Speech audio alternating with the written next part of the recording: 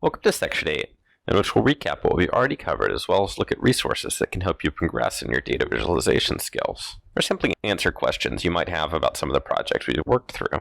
In the previous section, we worked on making our visualizations mobile first with media queries, Bootstrap, and pym. Recapping what the course has covered so far, we've learned about a number of charts: bar, line, scatterplot, pie, and tree. We've also learned the basics of D3. We've covered interactivity and how to make choropleth maps. And finally, we've tied our visualizations together by covering responsive design. It's as good a time as ever, towards the end of the course, to go over some other resources that can help you in your journey to mastering D3. First off is the D3 documentation.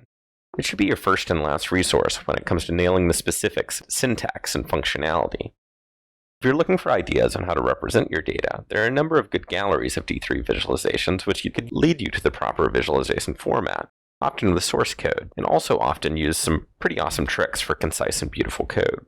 Next comes the D3 layouts documentation, which provides for a number of built-in visualization types like force-directed graphs, hierarchy layouts, bundle construction, and layouts like those we worked through, such as pie and tree charts. The next section includes links to all of the libraries and plugins we used. Most of them are extremely powerful, so if you want to do something related to mapping or responsive design in D3, you should definitely check out their documentation. Finally, a few more libraries and features you might find interesting. The first is a link to a quick run-through of Html5's Geolocation Api features. These can be integrated with D3 maps to tailor the mapping experience to the user's location. Next is queue.js, a library by Mike Bostic that helps you fine-tune when asynchronous calls and the related callback functions run either through Node.js or in the browser. It can help parts of your page from running before the necessary data is gathered. The third link in this section is a user-contributed list of D3 plugins that cover a variety of applications.